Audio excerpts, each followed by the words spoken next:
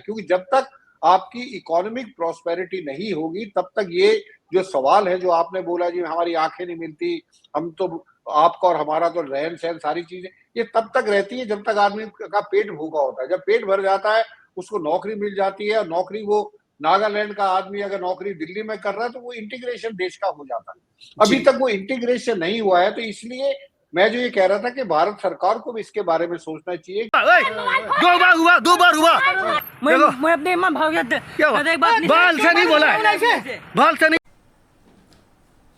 जय हिंद दोस्तों, मेरे चैनल डिफेंस द डिस्कशन में आप सभी का स्वागत है। आई होप कि आप सभी ठीक होंगे, मैं भी ठीक हूं।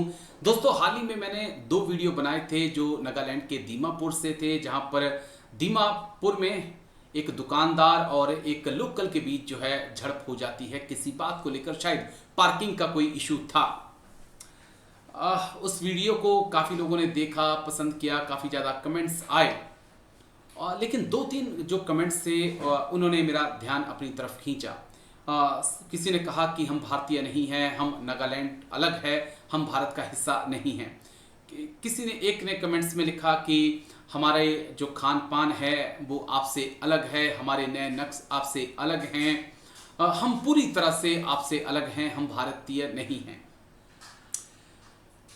तो मेरे जहन में एक बड़ा सवाल आया कि फिर भारतीय है कौन? सब अगर इसी प्रकार से समझेंगे, अगर जम्मू कश्मीर से हम चलें, फिर हम अगर पंजाब में आते हैं तो वहाँ पे हमारे पंजाबी भाई हैं, सिख भाई हैं, वो तो नहीं कहते कभी सिख भाई हैं। उसके बाद हरियाणा आप आ जाइए, उसके बाद आप साउथ इंडिया में चले जाइए, जहाँ पे केरला में, तमिलनाडु में, आंध्रा में, कर्नाटका में सबकी अपनी अपनी भाषाएं हैं, सबकी अपनी अपनी जीवन जीने की शैली है, खान पीन सबका अलग है, लेकिन उसके बाद भी हम सब एकजुट हैं। तो ये कहना उचित नहीं लगता है कि भाई हमारे नए नक्श अलग हैं, हमारा खान पीन अलग है। सभी भारतीयों का खान पीन अलग है। जो लोग जम्मू कश्मीर में, पंजाब में, हिमाचल में, दिल्ली में खाते हैं, वो लोग चेन्नई में नहीं खाते हैं, ये हकीकत है।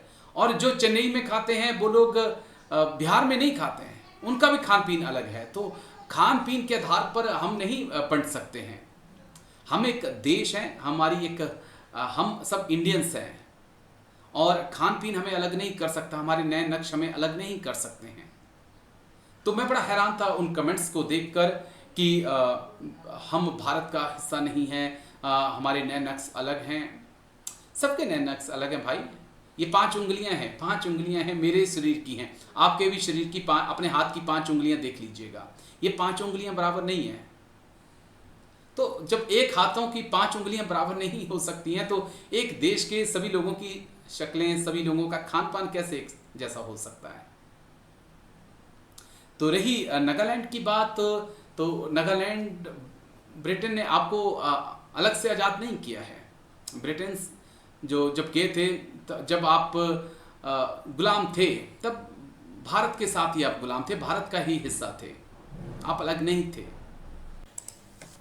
तो सच यही है दोस्तों कि 1947 में जब भारत की स्वतंत्रता के समय ब्रिटिश भारत में 565 से अधिक रियासतें थीं जिन पर स्थानीय राजा और नवाब शासन किया करते थे, और इन रियासतों को एक एक करके आधुनिक भारत के निर्माण में सरदार वल्लभ भाई पटेल की महत्वपूर्ण भूमिका है, जिनमें हैदराबाद, जम्मू कश्मीर, मैसूर प्रमुख थी।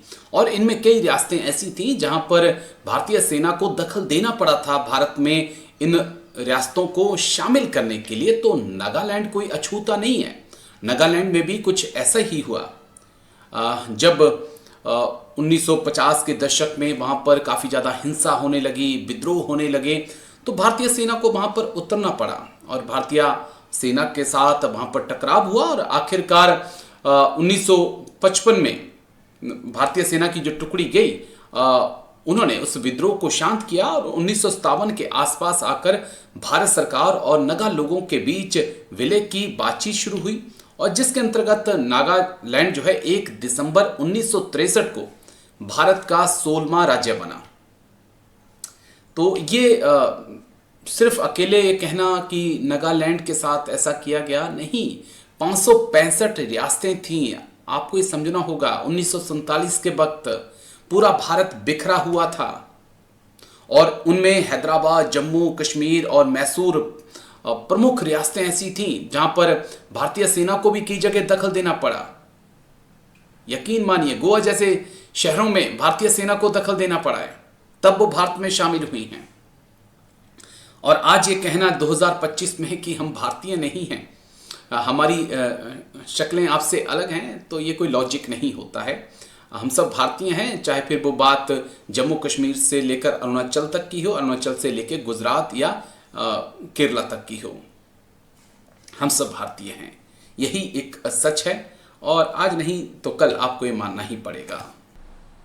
और जब ब्रिटेन भारत को छोड़ कर गए तो वो भारत को ही सौंप कर गए, आपको कोई अलग से आज़ाद नहीं किया है। वो बात अलग है कि आपके कुछ नेताओं ने पाकिस्तान के साथ मिलकर 14 अगस्त को चाहा कि हम स्वतंत्रता दिवस मना लें, लेकिन दुनिया ने किसी ने आपको मान्यता नहीं दी।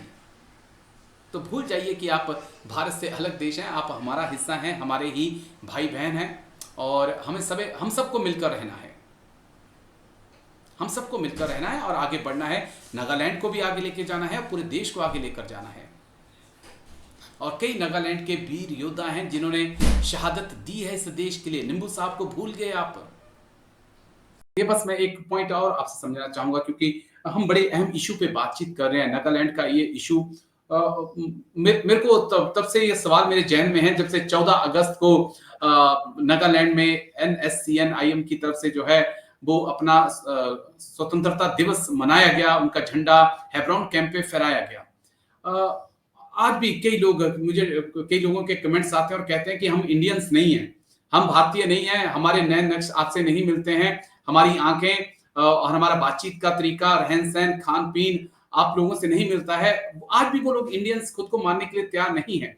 हालांकि 1963 में एक स्टेट के तौर पर नागालैंड को बना दिया गया था और 1948-47 में ही वो भारत का हिस्सा बन गए थे। लेकिन क्या कारण है कि अभी भी हम नगाओं का दिल नहीं जीत पाए हैं? इसके पीछे कोई कारण है और प्रयास करने की जरूरत है सर? बिल्कुल, इसमें कोई दो राय नहीं है कि अगर आप देखेंगे कि आप जो ये नॉर्थ ईस्टर्न स्टेट्स है उसमें आप देखेंगे नागालैंड में खास तौर पर जो जिसकी हम बात कर रहे हैं, बॉर्डर जो उनका ईस्टर्न बॉर्डर है जो म्यांमार के साथ लगता है, वहां पे आप देखेंगे बहुत ज्यादा अनएम्प्लॉयमेंट है।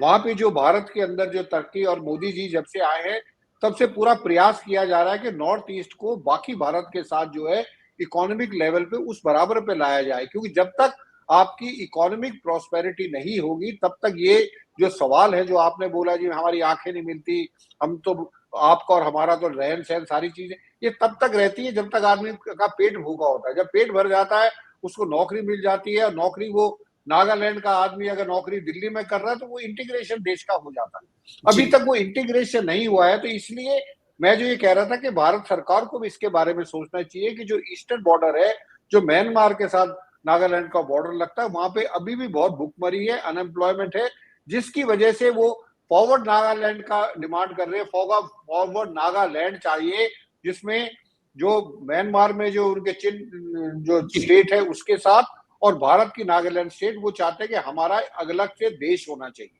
तो अलग देश जब ही मानता है आदमी जब जो है वहां पे गरीबी ज्यादा हो, जब देश जो वो वहां पे इकोनॉमिक प्रॉस्पेरिटी हो जाएगी तो कोई नहीं चाहता कि किसी देश से कोई अलग हो।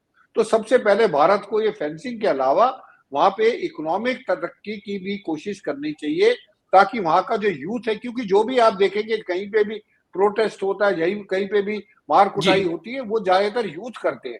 तो अगर आप यूथ को ठीक तरीके से एम्प्लॉय कर लेंगे, उनका दिमाग ठीक जगह पे लगाएंगे तो मुझे लगता है आगे वाले दिनों में जो हालात अच्छे होंगे। क्योंकि हमको एक और प्रॉब्लम क्रिएट नहीं करिए, ये ऐसा ना हो कि फेंस के चक्कर में वहां के लोगों को हम इतना जो है विद्रोह पे उतारने दें कि वो जो है हम फिर नॉर्थ ईस्ट में वही समस्या आ जाए जो आज से 10-15 साल पहले थी। ठीक है सर, चलिए उम्मीद करते हैं ऐसा नहीं होगा और जल्द नागालैंड में सब कुछ ठीक हो। और ये चीज हमें सोचना होगी जो आपने पॉइंट कहा कि FMR को लेकर, फ्री रिजीम को लेकर और फेंसिंग को लेकर शायद दोनों ग्रुप्स को, भारत सरकार को और नागालैंड के तमाम लोगों को बैठना होगा और विचार करना होगा कि क्या एक ऐसा रास्ता है जो बीच का रास्ता हो जहां पर वो भी आ जा सकें और भारत में होने वाली घुसपैठ पर भी लगाम लग सके। शुक्रिया, बहुत बहुत शुक्रिया कर्नल संजीव सरोही सर, आप आए और तमाम मुद्दों पे आपने बात रखी। थैंक यू सर, जय Hind, take care sir, thank you.